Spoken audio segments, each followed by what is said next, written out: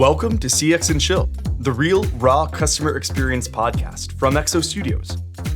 Listen in as today's host, Stephanie Todd, talks with CEO and call center guy, Sean McCreery of XtendOps. Join this dynamic duo as they discuss the importance of building trust and relationships within a team, the role of organizational and industrial psychology in CX, and the use of technology to empower employees and make their lives better. Enjoy. So there's a lot of people I work with at really every level of the organization. One, for me, I want to stay always close to the front line as much as you can, just to have context as to what's going on.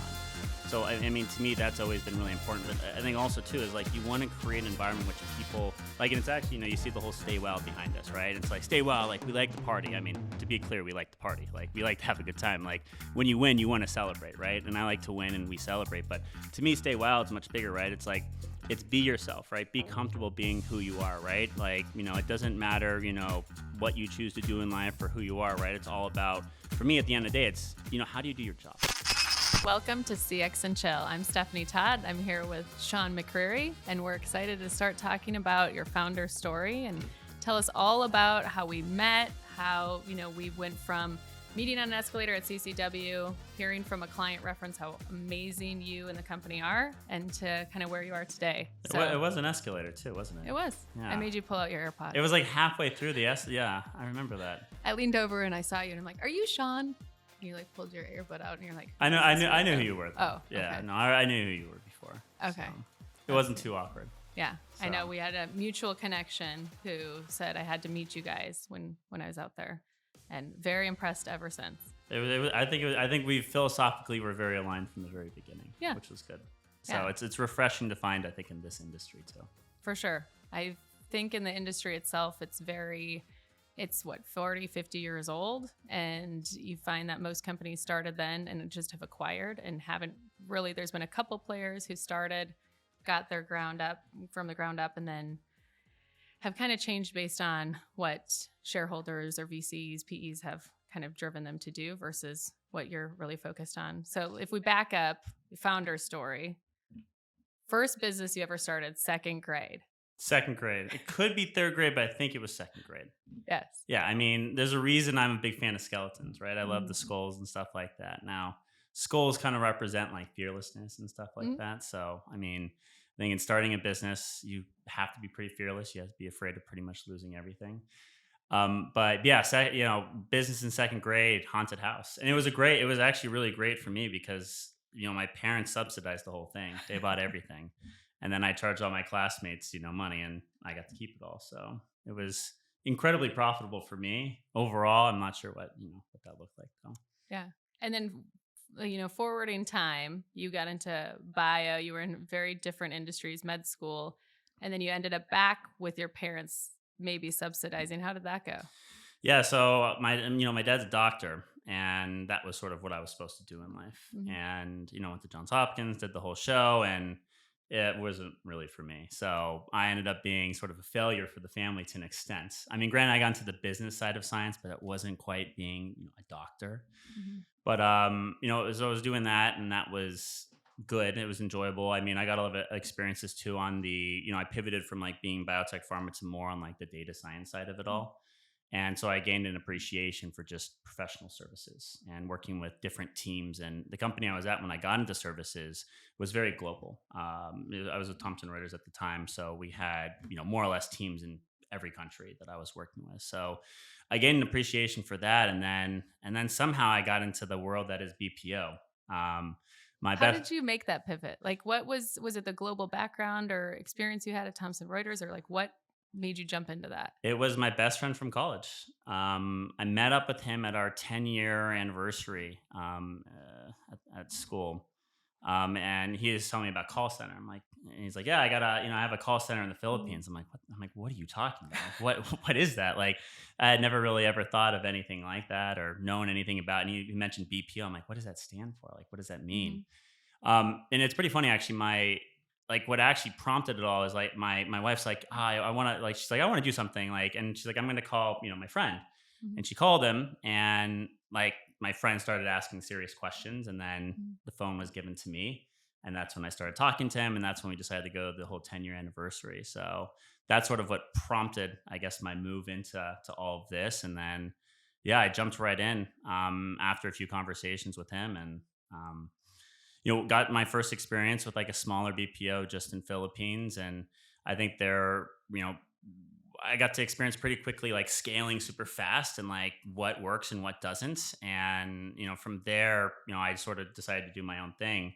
And I think for me, what was clear just going to like the Philippines for the first time was, I mean, I was pretty blown away when I sat in the room. I always tell the story like, I go out there, and this is like coming off of like when I was more like on the consulting side of things, right? I was in New York working with different teams. I had never really been out of the country with the exception of Amsterdam, I think, and some, more beachy locations. Mhm. So, when I went out there, I went into, I went into the office, and our office, like at the time at the old company was, I mean, I swear, like there was a security guard in the stairwell. Like that was like the stairwell was like a makeshift security guard stand. Mm. Like, the security guard had a gun and everything. I'm like, what am I going into here? And like walk around the office, and there's plastic chairs, and it was, Mhm. but that was sort of my first experience at a different company into it all. And like, I mean, but then I would, so, you see all that, and you sort of have an expectation what that's going to look like. And I went to the conference room, and I sat down, and and I think it was for an outbound campaign, and it was sort of a brainstorm session right there talking strategy. And I'm sitting there just like quietly in the back, I'm just meeting him for the first time. And I was blown away by like the level of conversation that was being had, the types of ideas that was being thrown out there, right? People were, debating with one another, but also were very respectful at the same time. Like, oh my God, like people are legit, like the talent is legit here. Mhm. Like, and I mean, since then I was sold. Mhm. And then I'm just like, it's like walking around the office more, getting a feel for it. It was pretty clear, like the team cared about like being family there and being near each other and like working with each other and doing something awesome. And since, I mean, granted, I mean, it was pretty obvious to me you needed to significantly upgrade the workspace. Mhm. And that, I think how that company approached it, wasn't probably the best way to do that. But it showed me that stuff like the office space isn't as important as like, I think helping people take on bigger roles, and like the whole like and empowerment such a big theme for our company now. So, anyways, yeah, I mean, I'm going long on this question here, but No, but you've come a long way. It's been a long journey, and obviously you've left out lots of parts of the trials and tribulations and challenges and everything. But you've, I think that was what most attracted me to XtendOps and what your whole vision was. yeah, Was it wasn't just a labor arbitrage play. You weren't yeah, just going to find cheaper talent or spend less money on people. It was really where can you find talented people and help them grow, because call center careers generally aren't out and always career, but you hmm, can grow into different roles from a frontline agent or whatever up. But totally. do you want to talk a little bit about your vision around the people side and the talent in comparison to most what people consider from a BPO standpoint? Because I think it's very different. Yeah, I mean, I think in this, like, I've had the luxury of spending a lot of time in country. When I first started the company, I was going to the Philippines every 6 weeks. Last year, actually, last 2 years, I think I've spent a third of my time in Mexico. And for me, like, my big belief was like, and I learned this in the Philippines early on, is that you have to build trust, and it's really hard to build that trust remotely. You have to be there in person. You have to get to really truly know people. Like I've spent time at agents' houses, lots of different dinners. Mexico, I've got my hair cut at a few different agents' houses, but I think you gotta really, I think trust is sort of a two-way street. You have to, I mean, you have to earn that trust from the different countries, and obviously they have to earn it from you, and and just sort of getting to understand the people better.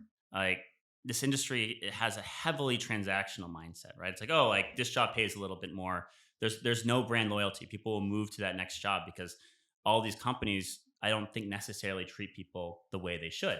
People are seen more as numbers, right? A lot of these larger companies are in margin optimization mode. So, for me, it's like, how do we shift that mentality from one that's highly transactional to one that's more career oriented? Like, you can come here, you can grow here, we'll take care of you. And I think the whole sort of premise, like with the whole business of the company, like this is a really hard, like BPO is a really hard space to break into Mhm. because you need money, you need infrastructure in foreign countries, and you kind of need clients too, Mhm. right? You need someone to pay, to pay invoices. And I mean, the reality is the return in the services industry just isn't, where a lot of investment firms They don't want it. Like it's not. You're not like investment capital is not going to follow this space. Yeah, too And high of a risk. it's just too Yeah. high a risk, and the ROI isn't there. So you're sort of on your own. Mhm. And so for me, right, I had to bootstrap this thing. I had to, and and in funding it myself, like you're fairly restrained in terms of the personnel you can bring, right? It's sort of a theoretical, it's an idea, and you're trying to make people believe in what you're trying to do, but you also have no investment capital really backing it, right? So Mhm. you're really just as good as your word. So, for me though, like what I believed in was it's this whole like the company was again founded on this idea of empowerment. And we were more or less kind of forced into it because we didn't have the capital to bring a lot of US people in. We had to rely on our people at the country level to really come in and take and fill big roles. And that's what we initially did in Philippines. So, for each of our accounts, our Philippines team we're running those, through and through. And I would, lean in, I would help them. And, for me, like since that very first time with the Philippines, I very much believed that model would work because I think a lot, and what I've learned with a lot of companies here is they'll hide the agents, Mhm. right? They'll sort of put the right agents in front of customers when customers are there. And I think when you're really confident in your product, right, and you're really confident in the service you provide, let that show and Mhm. and provide it unfiltered. And for me, like I was really confident in some of the people we had, especially the individuals that were in client facing roles. And I'm like, guys, like you're very good at your role. Here's an opportunity. Like, let's Mhm. see what we can make of it. And they proved all of us right that this would work. And I mean, for me, that's always made me a believer is that the company was really founded on this, idea of empowerment because I mean, we didn't really have a choice, right? Mhm. But I also very much believe that that could work. And what was great is, when we started it, we had 3 smaller clients. And so I was able to test that theory, kind of that, hypothesis, if you will, right away. And it worked right Mhm. away. And I think what's cool too is the relationship you see your team start forming with that client. And, I think it's all about like, how do you move from being a partner, right? Or moving from being a vendor to a partner. Mhm. And I felt that, by really putting our agents there direct, with our clients, really, I think accelerated that process and really showed that there was a lot of trust all across the board. Yeah, and when I visited locations, when you're with clients, XtendOps team, whether they're agent or up to the C-suite, I can't even tell who is who. Yeah. So that's where you see the blending come in, where I've seen, I'm like, is this a client or an agent or whomever? Yeah. Because everyone works so well together. And I think every BPO talks about, oh, we have the best culture. And it's really hard for people to feel that, especially when there's a little bit of that smoke and mirrors of we're going to put our best people in front of you in focus groups and have some scripts or ideas of what we're telling them to say. Yeah. And for me, it was also when a prospect had been interviewing client references and had said, "Are you paying your references?" Because most BPOs do not get the glowing reviews, or it's one or two people who are very prompted of what to say. Yeah. And you have clients talking about XtendOps in ways where they've never heard that before because it's truly a blend of teams versus an extension or someone who's down across the street in a different building. It feels like it's all one big group. Yeah. Yeah. It has to be, right? I mean, like I've always been a big believer in a very like kind of flat hierarchy within an organization. And I mean, it's also like, giving people the opportunity to interact with people they never thought. So there's a Mhm. lot of people I work with at really every level of the organization. One, for me, I want to stay always close to the front line as much Mhm. as you can, just to have context as to what's going on. So I mean, to me, that's always been really important. But I think also too is like you want to create an environment which people like, and it's actually you see the whole stay wild behind Yeah. us, right? And Yeah. it's like stay wild, like we like to party. I mean, to be clear, we like to party, like we like to have a good time. Like when you win, you want to celebrate, right? And I like to win, and we celebrate. But to me, stay wild is much bigger, right? It's like it's be yourself, right? Be comfortable being who you are, right? Like it doesn't matter, what you choose to do in life or who you are, right? It's all about for me at the end of the day, it's how do you do your job, right? Mhm. And I think it's creating that environment where people are comfortable being who they are. And I mean, when you do that and you create that, right, it's not only will people be the best version of themselves and do Mhm. great work, but I think the creativity, the different ideas that come out, right? People feel they're in a safe space and they're willing to contribute in ways that they've never really been able to before. And especially in this industry where it's very, like you said, very scripted, right? And Mhm. like certain pieces are hidden, some pieces are shared, and it's I mean individuals don't feel that they're really in an environment in which they can be the best version of themselves. Mhm. And so for us too, it's like I see a huge opportunity just in terms of bringing people into our culture, right? So our environment. And I think I think I think a lot of people have seen like, wow, like this is a place where I can actually, rely on or be who I am and be successful. Mhm. And it's cool. It's cool seeing people evolve and sort of move up within our business. Yeah. Well, and kind of touching on what you were saying earlier, where you have, generally speaking, heavy leadership levels in the US, and being that you trust and you put that career opportunity and people can see that you're truly putting that into the local levels. And it's Yeah. not just from even talent and growth, but it's also some of the technology you're building, Hmm. what you're doing for some of your, marketing, memo TV, some of that exciting stuff where you're truly empowering people. And it's not just, that, scripted, fake, promise that doesn't actually live to reality, but putting that into people. And so kind of like looking at that whole aspect of it, is there like, when you look at it and you look at the talent, like with the technology behind the talent, with assessments and things that are being built, is that what really differentiates in terms of how you continue to make them feel like there's continuous growth and like career pathing?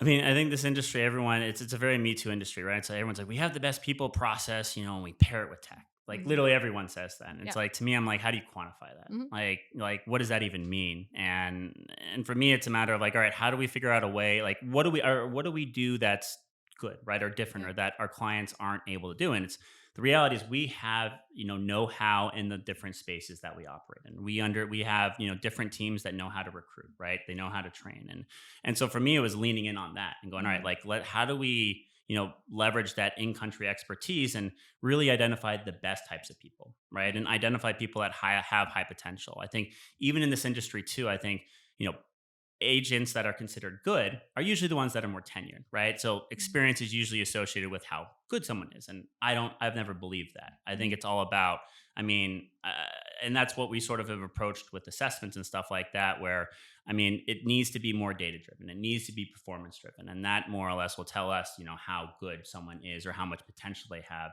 career wise. And I think, what we've tried to do is, create this space where people, I mean, like I look at my background. I have a very sales business development background. And, for me, like what always motivated me was I knew if I did a good job, right, that I had potential to, make more money, Hmm. right? Or I had potential to get promoted quickly. And it was pretty black and white, right? It was like you either hit your number or you don't, right? I mean, Yeah. granted, there's always a story behind, if you do or you don't. Yeah. And for me, it's a matter of like, how do you bring that sort of, same performance driven culture to the mix where it's like, it doesn't matter if you're, the kiss ass that's like, the one telling everyone what they want to hear, or if you're the really quiet one that doesn't really talk Hmm. much. I mean, performance is performance. And I think different people, are, based on their skill sets are, positioned to do different things. And it's a matter of, helping them, like identifying that in a data driven way and then helping them, pursue that path.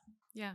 No, and I think that's great. And even just some of what I've seen, like at CCW, I heard you build an amazing culture. And for me, I'm always looking because I have a very biased eye after, I mean, I don't want to age myself, but almost 20 years in BPO, which I always joke, I'm like, who dreamed of being in call centers? Yeah. And now I have an appreciation for it because I don't think people understand just the vast knowledge, the cultural learnings, things that you get from the call center industry. I've worked across every industry vertical. You understand businesses, what the problems are, what exists, what, changing metrics or data points. But I think it's also learning from a localized level things that you wouldn't know in other companies Hmm. potentially, of what happens in some of the countries in terms of politics, or what I've really loved are some of the events that your team puts on Hmm. that isn't a just a fancy dinner and something. It's really going and diving into localized culture that the agents experience, so you can really feel part of the team and understand Hmm. what they like to do, what they experience, and just actually appreciate some of their cultural, learnings or events and holidays and everything as well. And then bringing some of those agents into it too, who are some of those top performers, so they can all experience it together. But what was like grabbing the events and some of the parties and that aspect of it, the cultural side of really empowering people and kind of merging that together, was that always like a plan? And or how did the events like the Lucha Libre and some of the big events, the whale sharks, I think that was probably one of the best photos of you as an ex with a big logo on the Yeah. boat and everything.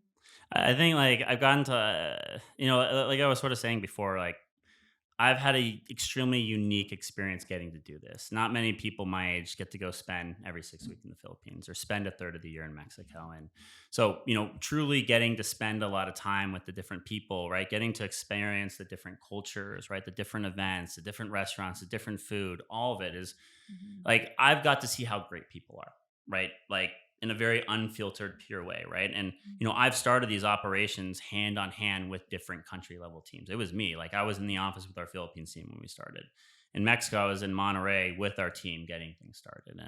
And what I really wanted to share with everybody was what I got to see, right? Mhm. And I got to see it in a super unique, different way. And what's the like? And I think you see a lot of companies and they talk about culture, right? And you see a lot of companies and how they sort of market it, and they take pictures of people smiling with their hands up and stuff like that, but it seems very staged. It's Mhm. not very true. It's not authentic. And for me, I just thought there was so much we can do from a content standpoint in terms of telling the story, right? And I think we're in a really unique position as a company where we haven't taken money yet. We're scaling really quickly, right? We have awesome clients where and the reason we're here is because of our people. Mhm. We still have an incredibly low US headcount ratio to like just overall, like headcount ratio in all the different countries. And that's something that's going to continue to power this company and power this business, right? Is that idea that it's really the people that are making this all happen.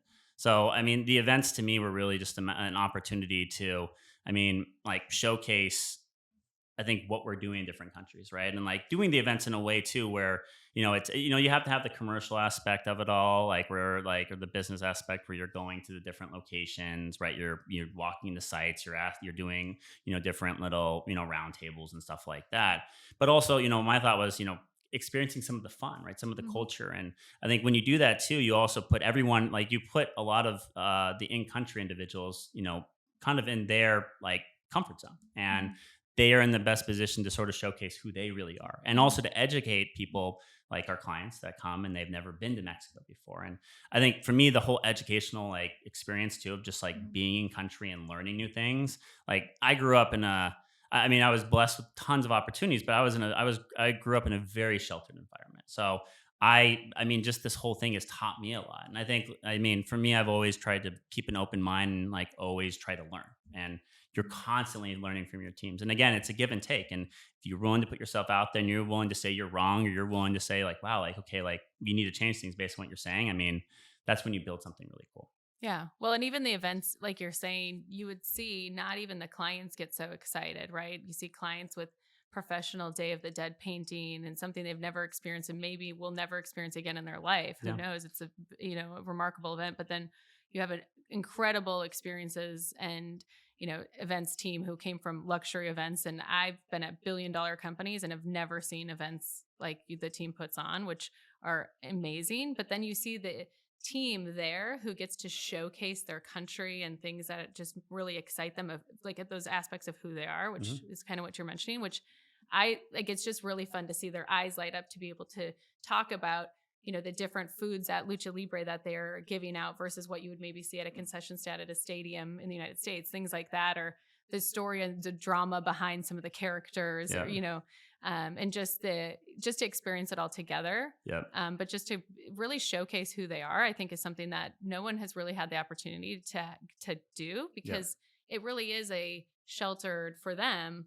I need to be this different person to put on so I can have some face time Hmm. and could potentially grow where you're giving them full authority to be who they are. Yeah. So, and I think from the diversity inclusion side, that was one of the things before I met you that I had heard about, where I heard about the culture, but diversity inclusion, the team is built really on people who have the merit and the talent, but maybe haven't been given the opportunity. Yeah. But also just building this really big team where you have very different backgrounds, opinions that kind of continue to build maybe things that you or I wouldn't think about. Hmm.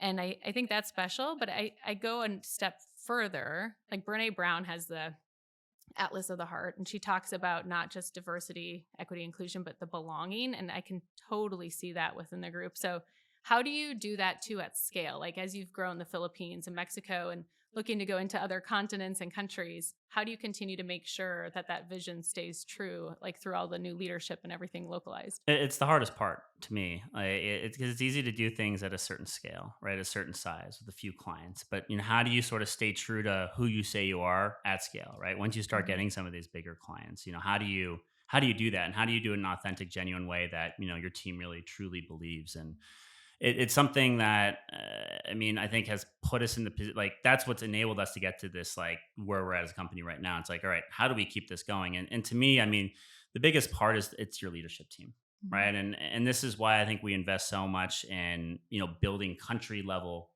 teams. Like I always say, like someone from Mexico is always going to be able to manage a team in Mexico better than me. Like I wasn't born there. I'm not as familiar with the culture there. My Spanish is horrid, which is really embarrassing because I took Spanish like through college too. So that I don't know if that says something about me or not. But like I think it's a matter of really empowering individuals that I think have that alignment with sort of our vision as a company, as a business. And it's I look at some of the different like leaders that we have within the company. One of the individuals we just hired, who's our new global director of customer success. Right, he started at, and he's based, he's from Mexico. He's based in Mexico City, but he started as an agent. Right, Mhm. he taught himself English when he was an agent, and now he's in a global role. Like to me, like there's nothing more inspiring, more motivating than going, hey, like companies can say all they want, but like if they have all these US based people in leadership roles, it's like, okay, cool. Like, like there's no path for me to get to, I think, where Mhm. eventually I want to be. And so I think for us, it's a matter of, empowering individuals that have these talents. And the reality is, and what this has taught me is that talent lives everywhere. It's a matter of finding the right individuals that I think like philosophically are aligned, with us as a leadership team and what our vision is, and really giving them all the resources to do, what they need to do. So, like some of the hires that we're starting to make, finding senior resources, country level, right? And more or less looking at individuals that have been there where the agents have been, right? Where I think people, a lot of our team members can see, hey, like if I put in the work, I work hard, I can be at this level, right? So I think that's a really big part of it. Even just looking at other leaders too, like our country manager in the Philippines has done an amazing job with scaling and building out that business. And she's been empowered since day one in terms of making a lot of really important decisions. And you know, yeah, I can't really talk about that and too much. I can't say that she actively transitioned because I feel like that wouldn't be great. You know, I understand. Aha. But then from a location standpoint, so looking at locations where XtendOps is compared to a lot of the competitors, Yeah. you're in more unique places that seem to be, you know, Puerto Vallarta, Aguas Calientes, like, and not everyone who's listening is going to know where those locations are, but can Yeah. you maybe talk a little bit about your strategy in terms of the locations you chose and the size of those, the teams at those locations? Because I Yeah. think that's Yeah. a lot different as well. Yeah, I think for us too, it's just like how we continue to rapidly expand our footprint in a focused but and calculated, but also I think opening our business up to bring on new types of skill sets or leverage different things and or different strengths in different markets. So for us, like as we're looking to get into several new countries here in the next year or two. But for us, when we first enter a country, we look for not like the like main location, right? You think Philippines, you think Manila, right? Or Mhm. you think Mexico, you think Mexico City. So we try to avoid like those very obvious ones because there's just so much saturation there. But we've tried to find like the almost the tier 1A, right? Like the Cebu's, the Iloilos of the world in the Philippines, right? Monterrey, Guadalajara, and Mexico. And I think for us, what's really important about like selecting those types of locations is us establishing our brand, right? Our credibility. I think it's so important in terms of like being able to recruit the very best people into the company, into the business. So we try to start in bigger markets where we'll get, and that's where we'll also build some of our country level, leadership teams. A lot of those individuals are, the probability of finding someone more experienced is a lot, higher. And then but I think what's cool about that is, identifying those teams and hiring those teams, in those locations. And then as we expand, giving them the opportunity to manage multiple locations or to travel those locations, right? Doing a lot of things that we do in the States here, right? Like as you progress in your career, you have more responsibility. You have a larger territory you cover, for example. And, I think we're trying to replicate a lot of the, what's happening in the US, at the country level and provide those types of opportunities. So, and then, going to some of the other locations they're more strategic strategic decisions. Puerto Vallarta, for example, with the launch of XOStudios, which is sort of like our own experiential marketing agency within XtendOps, Puerto Vallarta represented a lot of opportunity from us from an event standpoint. And I think it's also something that, obviously a lot of our clients enjoy. I mean, people usually like the beach and sun. So we wanted to do that. And also we like the idea that there wasn't any other BPO there. So it was a nice way to sort of combine launching operations, work and actually, like, we've built a really strong, awesome team in some of these more strategic locations, but Puerto Vallarta was more focused on, I think, giving Exo Studios more of a platform. Whereas like in Aguas Calientes, we've had the opportunity to work with doorbell. Someone's here. I Who don't do you know. I think guess it more is? people want to come into the podcast here Right. in the show, or they just like Talent. I talk Puerto Vallarta and all of a sudden the doorbell rings. I mean, I don't think that's a coincidence. They're just coming. Yeah, right. Talent pipeline's growing. People are interested in PV. But then They're like, I mean, did you say beach? yeah, beach, It's sun. cold here in I mean, New York. alcohol. I probably want to do that, right?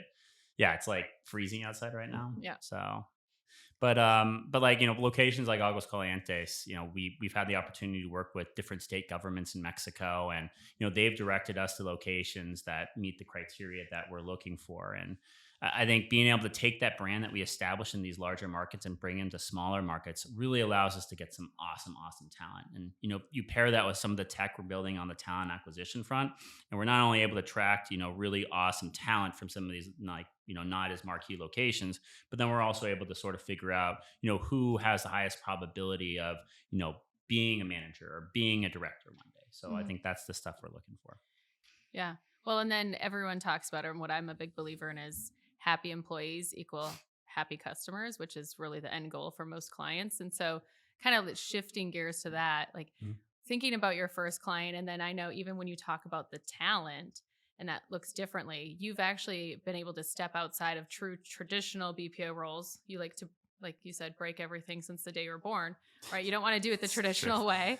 And so it's looking at that. It's not the traditional only customer care. You do that and you do it really well, but it's customer care. But there's also other avenues that your clients have built that trust with you to now open up other doors for you to also do other work. Do you want to talk a little bit about from a first client to some of that growth with some of those clients?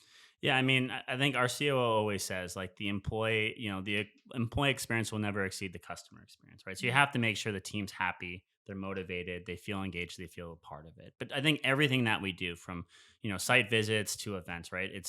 It's this whole concept of one team and everyone feeling like they're part of one team. And like being one team's not always like the cleanest, right? Like communications, a lot of times, like, I mean, I think about like relationships I've had in my life. It's not always the best conversations to have. Like, I don't always have the best conversations with people, but the reality is, like, if you build that trust and that relationship, you can have communication that is honest, that's truthful, right? And I think, to me, that's the most important aspect of like being able to work together as one team. But I think for us, what we're focusing on, though, is like creating, these different, whether it's events, whether it's a site visit, whether it's just calls, right? But like, how do we create more opportunities for the team to come together and to build that relationship and to build that trust? And I mean, that's really, I think, what everything that we're doing is geared around, is like making everyone feel like they're part of something together. I mean, it's really looking at different criteria that we're utilizing with our assessments or even performance to sort of like understand who's in a position to continue to like this person has, potential to be a leader in 6 months, right? Like, so looking to like build a team, like it's almost like it's very much like aspect of team design that we're playing with a lot now, where it's, as we get more data on our the different people that enter the company, whether it's, their background, their resume, or it's, their performance data out the gate, the first 3 months, tells a lot about that person. And, I've always been a really like big believer in organizational and industrial psychology. And I think in this space, in this industry, that's incredibly applicable, because I mean, the mindset, a lot of the people that, that come work for us at the frontline level, right? Everyone's been sort of trained or programmed to think a certain way. Like, in order for me to be a contributor, I have to be a manager. I have to be a team lead. I have to be a supervisor.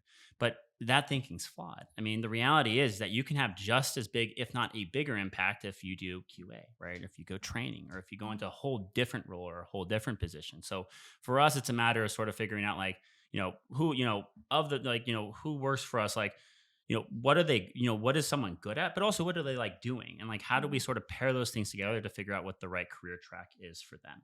And I think what's great too in this whole process is you build trust, you build that relationship with the client. And I think as you do that, right, I think with any relationship, new opportunities present themselves, or, and you also, strategize and work with your clients, and they start thinking of different ways to utilize, you as a company. And, with a few of our customers, there's one customer in particular I'm thinking about. I mean, within the first 6 months of working with them, I think we've, started supporting, 6 to 8 different lines of business, right? Mhm. From hiring lawyers to hiring nurses, right? So getting into far more specialized roles. But again, like in order to get those types of opportunities, you need to one, prove you can do, what you Mhm. do. Yeah. But ultimately it's building that trust, right? And knowing that we're going to come through and we're going to deliver, and, we can pilot and try new things. Yeah. Well, and then you have very different skill sets in the same building who and they're also seeing other people who maybe are aspirational where they're going to grow into other roles. Maybe it's, I know you've talked about some of the roles being even dating coaches Yep. or things where they're not traditional, just inbound, outbound phone calls. Yep.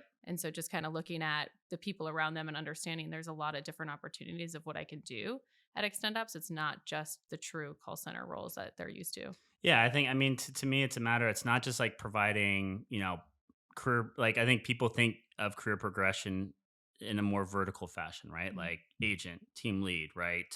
Manager or whatever, right?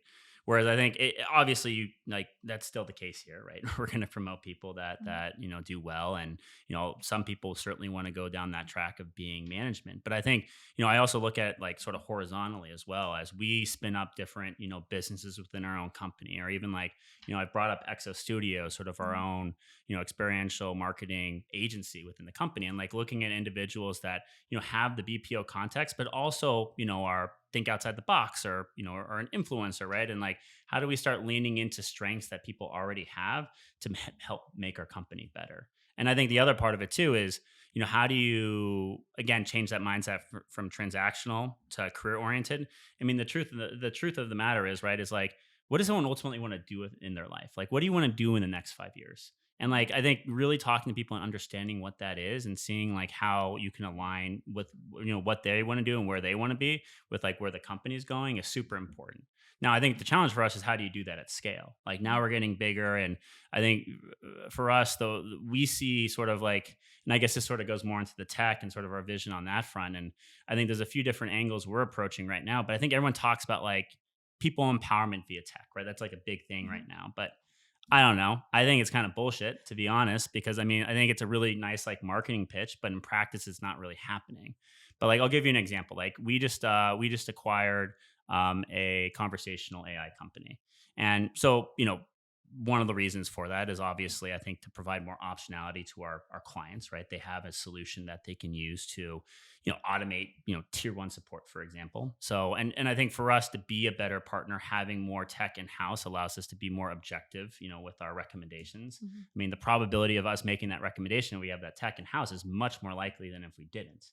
Yeah. And I mean, that's just the truth. So I think for me, it's a matter of like building sort of tech so that we can be the best partner. But the other side of it, coming back to the empowerment piece, is like, how do you use tech to not replace people but make people better, right? Mhm. Help them do their job better. So for us too, it's like using that same tech that we acquired to go, all right, like this is a better way that we can create a better feedback loop, for example, and we can create a better way for people to provide input, so that if certain agents are on campaigns and they have really good awesome insights or recommendations, some people may be more introverted and they're not comfortable like speaking up in front of a group, right? But Mhm. they're really comfortable going and using that tech we have to submit their thoughts, their feedback. And it's a way for us not to only like empower people, but it's a way for us to like make the company better by creating a very safe space for people to contribute. So a lot of our tech is going to be very much geared around helping people realize sort of that career progression. Like, where do I stand? What is like, when should I expect to get promoted? What do I need to do to get promoted? And what sort of resources are there to help me get there? Mhm. Yeah, which I think is incredibly important because most companies, I think the myth or fallacy within CX was all the tools and technology being focused on the end customer. Yeah. When in actuality, most of it, like you're saying, if you can empower that person who's helping the customer and they Hmm. have tools that are fast or they have the knowledge that's updated, all of that information in front of them, they can do a lot better job helping the customer that it doesn't always like, I always look and say 50-50 split of focusing on the technology for the agents or the team and then for the customers. Cause I think we've had too much go in terms of focusing on the customer that just hasn't leaned the right way to give the tools to actually help solve the problems that are needed. I mean, and look, like, I don't think it's overly complicated, to be honest. Like, we all know, right? There's nothing more powerful than an employee that's all in, right? A really talented employee that's not all in can be just as detrimental as they are helpful, Yeah. right? So for us, I think our philosophy is like, how do you recruit the very best people, and how do you inspire them, right, to want to be all in, right? To want, like, believe like, hey, like, if I do a good job here, like, not only am I, like, I think supporting an awesome brand and I'm super passionate, excited about that, but like, this creates a path for me to progress in my career. I mean, that I think that's what it's all about to me, is like, how do you create that, right? And like, how do you have people sort of like understand that that is possible? And I mean, I think once you start approaching it that way, I think that's when you start seeing people really perform at a whole different level. And then that's really, I think, what we're focused on as a company, is like, how do you establish that all in mentality? Because there's nothing stronger than that. Yeah. So kind of thinking, stay wild, everything you already shared. What are, you've done amazing things already, but like when you look out the next few years, what are you hoping to build, or what would your ultimate success story be? Like, what would make you happy thinking this is something I created? Well, I mean, drone shows. I like to have our own remote campus, Mhm. right? Take a boutique hotel, like a Tulum style boutique Yeah. hotel, and turn that into our own like remote campus. I mean, I am serious about those No. things, but I think coming back to like what we're trying to like, honestly, like for me, it's a matter of building a sustainable business, right? The company that I was first part of that, wasn't successful. Well, I saw hundreds of people lose their jobs. And Mhm. like, to me, there was like nothing worse than like seeing people that are so dedicated and working so hard have so little control over what actually happens to them professionally. So, I Yeah, mean, and just to stop you for one yeah. quick second, like I've heard the team even talk about during COVID, you had just really gotten off the ground and you didn't even lose a person because you had a focus on making sure a commitment to the team to make sure everyone stayed employed.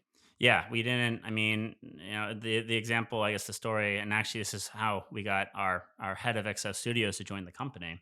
Actually, was we had decided to find like me and my co-founder split ways, and we had this whole developer team that really didn't have a leader, didn't really have much direction, and we were getting hit with different requests from customers because of COVID. And we were only 5 months in at that point, and to me, it was like people weren't going to find other jobs at that point. Mhm. And so there's like, I think there's a bigger sort of humanitarian obligation we have as a company and as a business working in different countries to make sure, like, if you want to talk about caring about your team, you want to talk about creating a culture, like, then fucking do it and Yeah. like take care of people and like be real about that. Because I'll say this, and this is like a super important point, is that the teams are smart.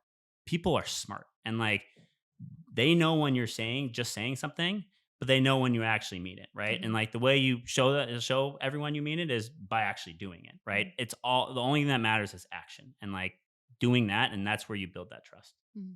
So So yeah, drone shows. drone shows. I mean, like I think in terms of like where to go. I mean, for me, it's always about like creating a sustainable business, right? I think creating diversification at the account level, and having various campaigns and different LOBs within those campaigns. But ultimately, I think as we evolve, as we get bigger, I think how do you be the best possible partner to your customer, and how do you be the best employer for your employees, and like Mhm. balancing those two things. And for me too, it's like, as we start, getting more aggressive on the technology front and bringing more tech into the mix, one, it sort of represents a way that we can diversify our revenue. At the same time, providing, I think, a more robust, solution for our clients that allows them to operate more efficiently, more cost effectively, right, and just more intelligently. Mhm. And then, like on the employee front too, as we lean more on the tech as well, like, I mean, I think it's a matter of, really integrating our people into that tech. And I think that's what's truly going to make it different, which, by doing that is going to create a lot of new types of jobs. Right. And I think that's what we're focused on, is how do you become more of a tech company in a very services dominated space? Yeah. Awesome. And you're also saying that if you're not a client or if you're not involved, you're probably going to want to ring that doorbell and join, because otherwise you're going to miss out on some amazing experience and events.